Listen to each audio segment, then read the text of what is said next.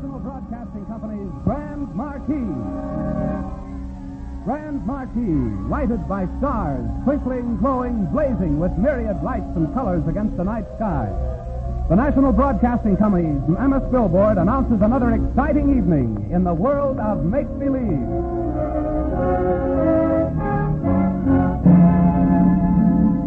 Tonight, the Grand Marquee announces a thrilling adventure drama by Ray Derby entitled Sometimes You Strike It Rich, starring Jim Amici. And now, before the curtain rises, here's a greeting and a word of introduction from our star himself, Jim Amici.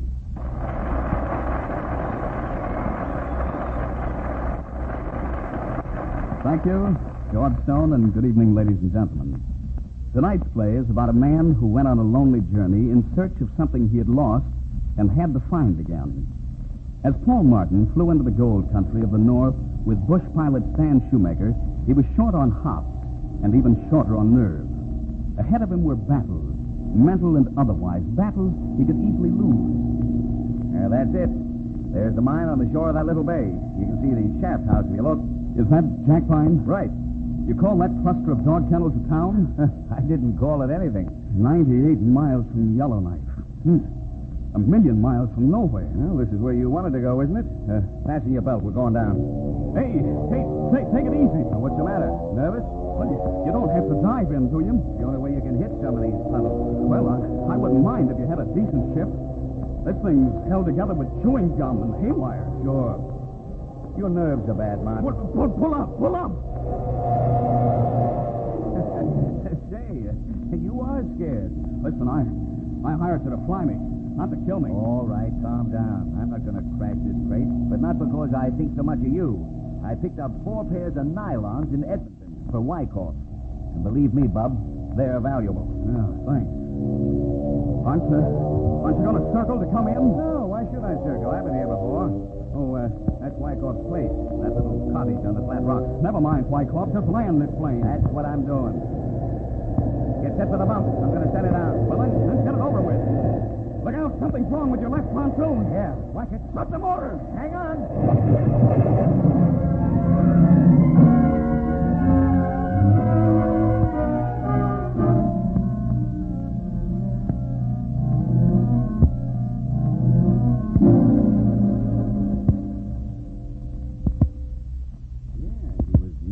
Kitten all the way.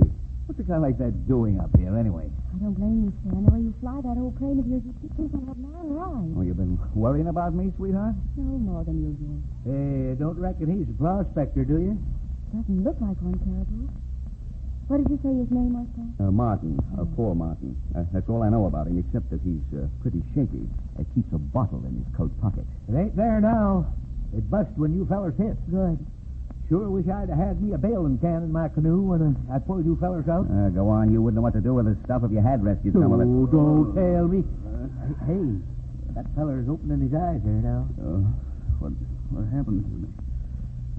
Ooh, my head. Yeah. Wyckoff put a couple of stitches in you. You banged your head on the cowling when we flipped over. Sorry. Oh, the left pontoon. One of the support wires broke. Take me a week to get her in the air again. If I was you, Stan, I'd give up. Only birds was meant to fly. You're crazy, old-timer. You feeling any better now, Martin? Yeah, a little. I gave you a sedative. You had a pretty bad shock. I don't crash in airplanes every day. Who are you? Oh, excuse me. Miss Wyckoff, meet Mr. Paul Martin. And this old billy goat is Caribou. That's all, just Caribou. Howdy. Hello. Well, thanks for patching me up, Miss... We call her Wyckoff. Reckon she's got another name, but I ain't never heard it. Wyckoff? She's the district nurse here. Yeah, and a blame good one, too. Why, she can do anything from pulling the tooth to setting a busted leg. Mr. Martin. Yes? You any business here in Jack Pine? Any friends? No. Where are you staying? I don't know that yet. Well, that's a fool of a way to come to a place like Jack Pine. I suppose it is. But I don't quite understand, Mr. Martin. Surely you had a reason for coming here. If I did, I'd rather not discuss it just now. I see. What do you do in the meantime? Does it worry you, Wyckoff? Of course not. The only thing is, as district nurse for this area, well, you don't seem to be in very good health, and you've had an accident. I can take care of myself. I'm sure you can. And I'm sure we're going to let him. Whoop, hold on here now, hold on. maybe I got something to say about this, seeing as how I'm the one that fished you both out of the lake. I got extra bunk in my cabin, son. It ain't much, but you're welcome to it until you get a hold of yourself. Well, thanks. I'd go along with Caribou if I were you, Mr. Martin. Come back tomorrow and let me have another look at that head of yours. Sure. I'm as empty as an unloaded ore car. Come on, boy, come on. You'll never find your El Dorado on an empty stomach.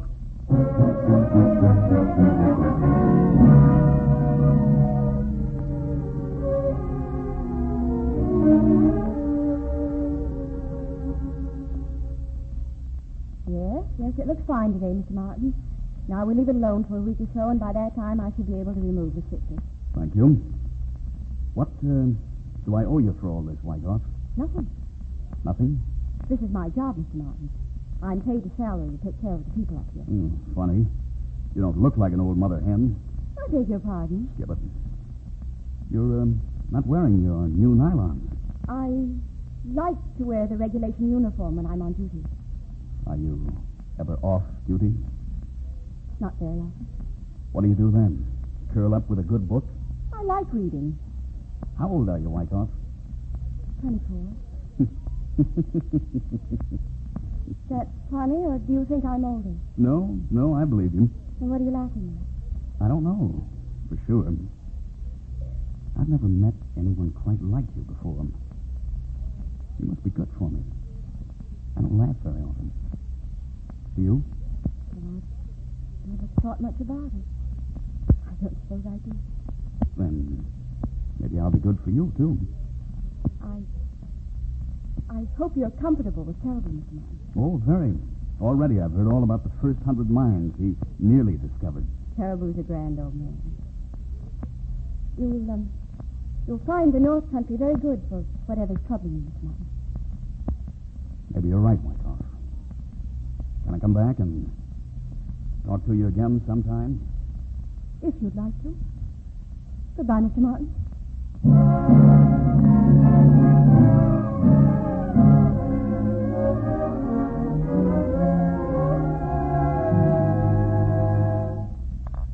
No need to be so fussy there, Paul.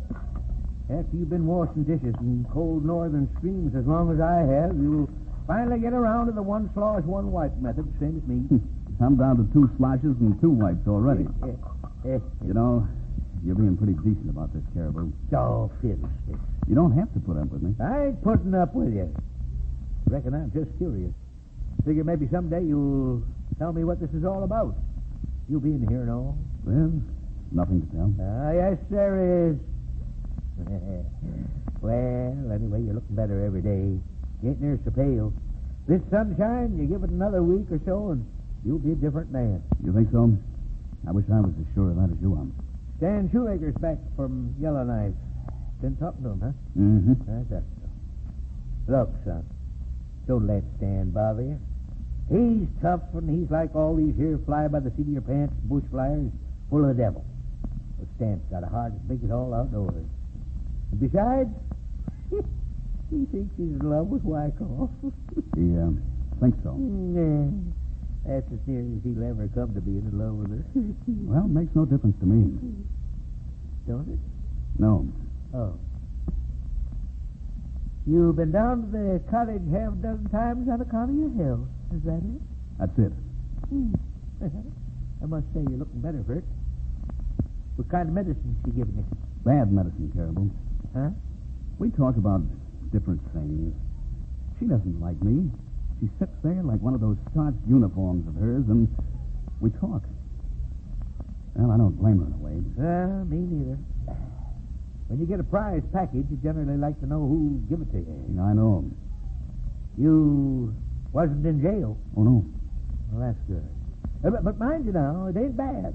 Yeah, I spent a week in the Edmonton jail once myself one time. I come in from placer mining on a creek way up north of Fort McMurray there, and I met... Say, where you going, Paul? Just out for a walk. I think I'll try another dose of that medicine you were talking about, Caribou, before the sun goes down.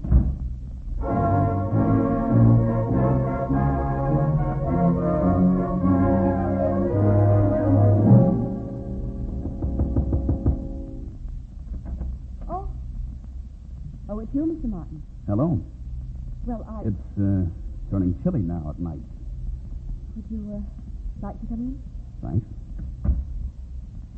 House cleaning? Not exactly. I have to straighten up my cupboards and files now and then. How are you feeling this morning?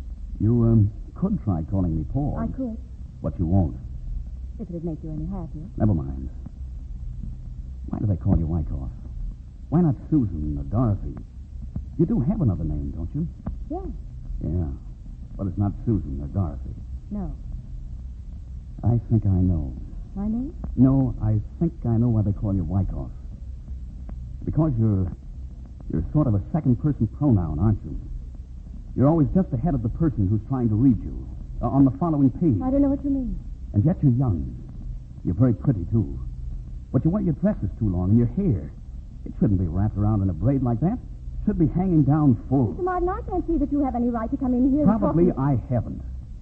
But I'm that kind of a person, Wyckoff. What is your first name, anyway? Nadine. Nadine. Yes. I knew it'd be something like that. Now, I think Even you just Stan Shoemaker calls you Wyckoff. What's the percentage? Does it matter? Oh, you're right. It is none of my business, is it? Except that I never thought I'd meet anyone like you up here. There's something therapeutic about you, Nadine. That's very flattering.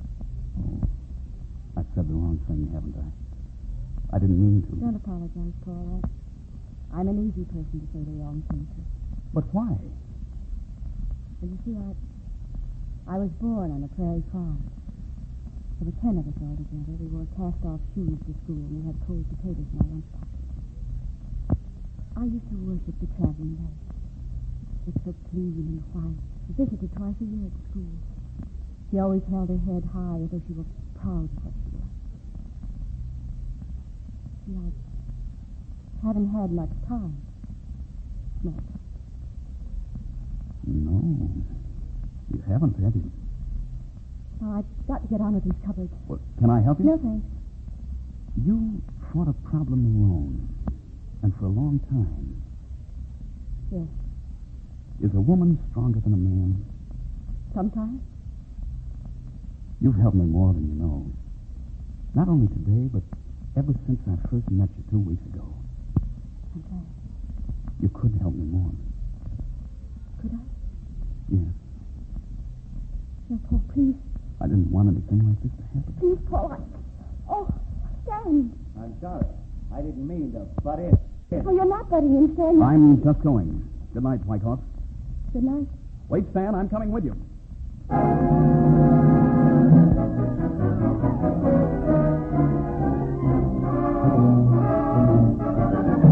I don't want to hear about it. I'm telling you, stay away. I'll think about it, Sam. You'll do more than think about it. I know her too well. She doesn't know how to handle a guy like you. You're smart. You say the right things. You're different. But you're not good enough for her, Martin, so lay off. Who is good enough for him? You? Me? Well, look, Don't change the subject. She doesn't even know who you are. Maybe you're a crook or a jailbird. Maybe. You don't love her. You couldn't. Don't you think the decision ought to be up to Wyckoff herself? No. Well, I'm sorry, but I'm not going to change I'll anything. say you're not. You're going to get the blazes out of here if I have to fly you out myself. I like to plan my own trip. All right, we won't argue. See how you like this kind of a ticket.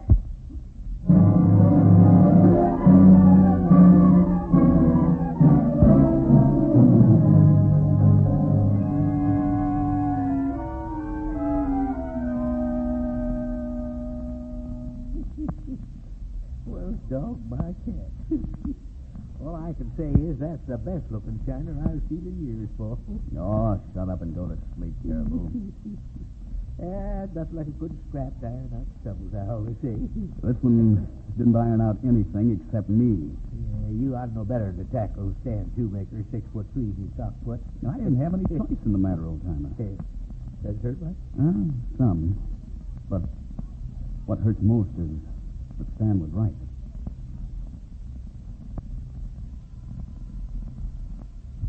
How's that? He was right. I talked her into it. She couldn't feel anything from me. Keep talking and you'll talk yourself right into it. No, I don't have to. I had no right to come between them. It was because she made me forget myself, Caribou. And that's what I need more than anything. Go to sleep.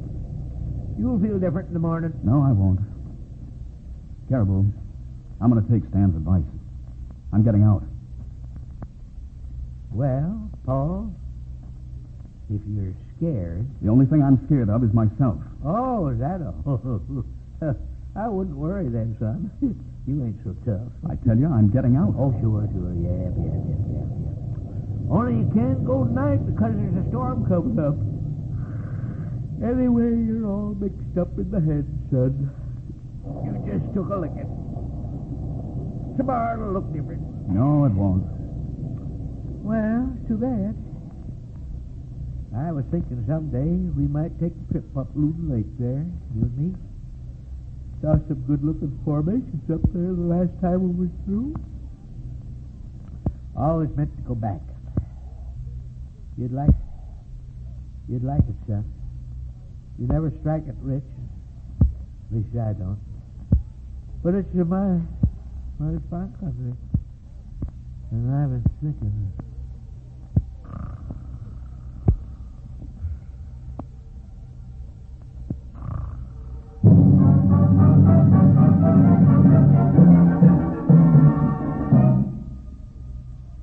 Zero at 4 o'clock. The whole squadron. Dozens of them. And 4 o'clock. Got no guns, boys. No guns at all. They ought to arm these crates. They're peeling off all in a row. They're coming in. Watch it, you blasted nip. You'll ram us. He's crazy. Break, blast you, break off. I can hold it as long as you can. Break off, you fools. Break it off. Paul! Wake up, Paul! Yeah. What's the matter with you, son? You was yelling like you had the DTs. Oh, was I? Well, he wouldn't break off, and neither would I. Huh? Who would? The Jap pilot. We had no armament, or I could have got him first. Well, here. Now, let's hear about it, son. Maybe it'll do you good. Well, I was lugging freight over the hump in China. Flying boxcars. Suicide run, they called it, but I was lucky till we ran into that flight of Zeros. This one, he kept coming straight in at me. Straight as an arrow. I thought he'd swerve. I prayed for him to swerve, but he came straight at me till I could see the patches on his wings. I could see his face behind the glass, all twisted. Oh, that's how it was. That's why you were so jumpy in the plane, huh? The Zero sheared off the top of my ship. We parachuted out and spent 6 months dodging Jabs. But I could take that Caribou. The thing that got me was the way that Zero kept coming dead on. All right now, son. You'll get over it. Just give it time. I go to pieces in an aircraft now. That's how it was coming in, only I sat behind Stan where he couldn't see me. But this is good, don't you see? It explains everything that we've all been wondering about. No, it doesn't. At least, it doesn't change anything, Caribou. Well, sure it does. This is dust between you and me.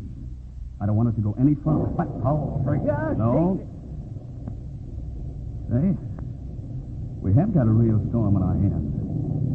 Look at the lake, would you? Every time the lightning flashes... I don't know. I think you're crazy. Well, maybe I am, Caribou. But that's the way I want it. Yeah, it's a rough night.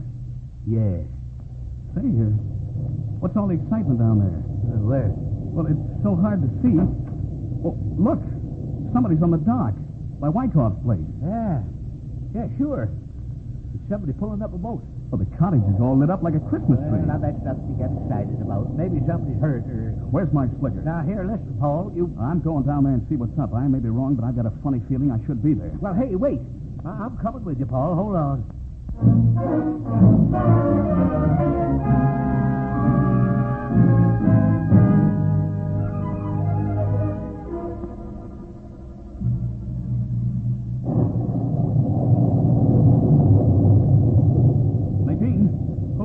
What's wrong? Mrs. Saunders, Paul. Oh, say. She looks terrible, sick. Yes, it's her appendix. Emergency? I'm afraid so. Anything you can do for her Not here? a thing. We're 98 miles from the nearest doctor. Flora Saunders. Well, she's only been married a couple of months. Well, can't we get her out of here? There must be some way. Oh, there is. I tried to argue with Stan, but he wouldn't listen. Holy catfish, Wyckoff. You mean Shoemaker's going to fly Miss Saunders out tonight? Oh, it can't be done. That's what I tried to tell him, but Stan's the craziest, most wonderful fool in the world. Yeah. Yeah, I guess he is at that. The only chance for Florrie, otherwise she can't last till morning. If Stan can get her to Yellowknife, then we could... With the lake running the way it is, you'll never take the ship off. Oh, we've been in some pretty tight places before. Say, was that Stan I saw down at the dock, Wyckoff? Yes, he's down there now getting ready. Well, I'll run down and see if I can give him a hand. I'll be back in a minute or two. Bye. Yeah. Stan's a great guy, all right. I know the chance he's running. So do I. You must be pretty worried about Stan. I am, Paul, but I couldn't stop him. There isn't much you can do about Stan when he makes his mind up. I know. I found that out. Paul, your eye, you've been... That's right. It's a shiner and a beauty. I won't ask you where you got it. Well, thanks. Maybe I could give you something to help us. Don't bother about me now. Too much else going on. This, Florrie, is she suffering much? Not now. No, I've given her enough hypos to hold her for a while. Good. No, if there was something I could do. I'm afraid there isn't, Paul. No, I don't suppose so. I'm getting used to it. Used to what? To standing around on the sidelines, doing nothing. Wyckoff. Oh, terrible. Wyckoff. Stan's gonna hurt himself. Stan, how badly? Oh, I don't know. He slipped between the launch and the dock. Got his legs pinned in there. Now we'll never fly that plane.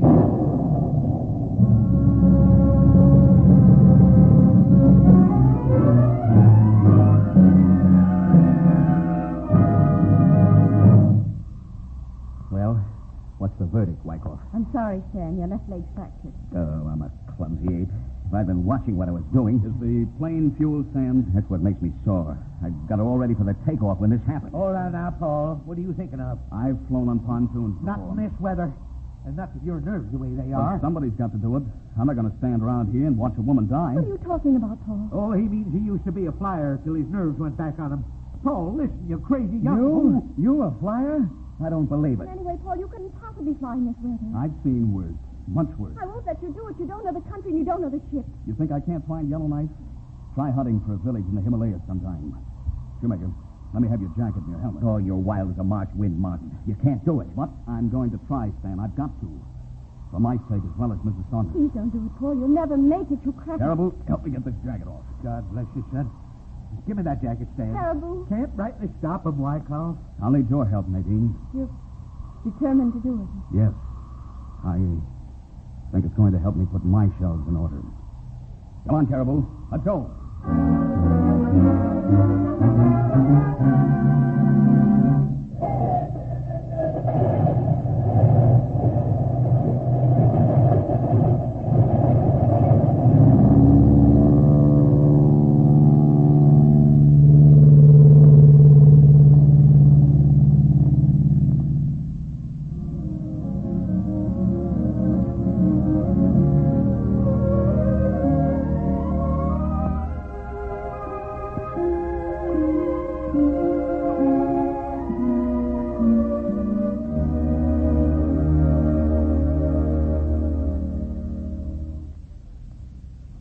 It did help you, didn't it, Paul?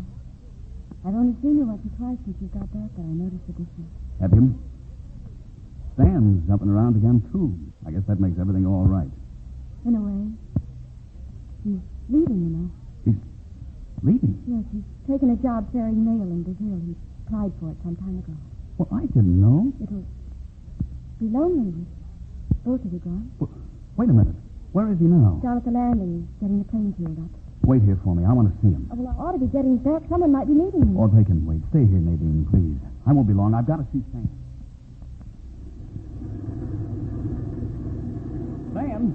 Stan? Yeah? Nadine, or Wyckoff said you were leaving. I don't get it. Well, you don't? No. Well, then, let's just say I wanted to fly south. And what else? Nothing else. What's the idea of walking out on Wyckoff? I thought you were a smart guy.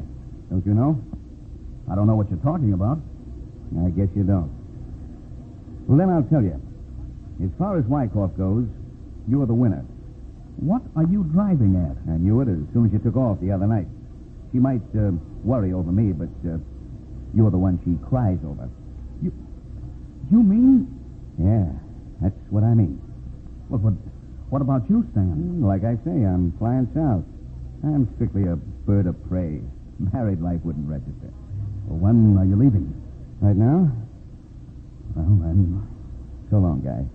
You better get back and join Wyckoff. He's waiting for you, up there on the hill. So long, Stan. And, look, Guy, I was awfully wrong about you. I didn't think you had any guts, but... Well, like I say, I was wrong, so, good luck.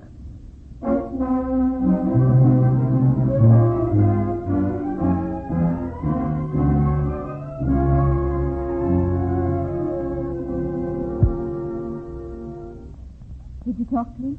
Yes? What did he say? He said to tell you goodbye. That all? All that counts. Look, Nadine. I really ought to be getting back, Paul. You know how someone's always coming in with a cut finger. All the cut fingers can wait. You remember the time I told you you'd help me a lot? Yes. Well, I need some more help. And right now. What can I do? Just sit there a minute longer, will you? What for? I just want to prove something to myself. Oh, Paul. Oh, you do. And I've got my nerve back, too. So have I. Prove it again, won't you?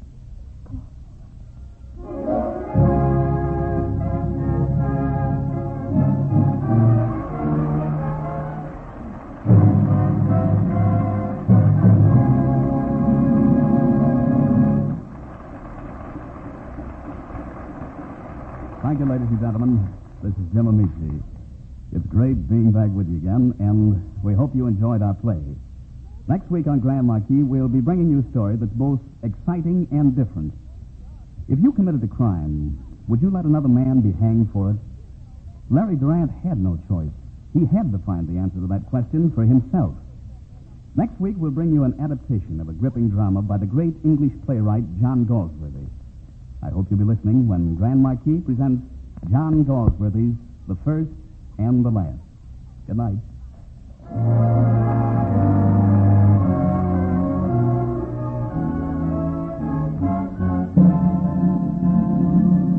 Tonight's original play, Sometimes You Strike It Rich, was written by Ray Derby and produced by Norman Felton. Jim Amici played Paul Martin, and Muriel Bremner was heard in the role of Nadine Wyckoff. Others in the cast were Don Gallagher and Cliff Sevier.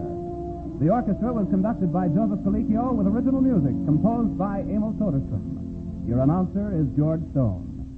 Listen again next week when Grand Marquee will again blaze with light and color high in the gay airwaves, inviting you to join our audience for a performance of John Galsworthy's The First and the Last, starring Jim Amici.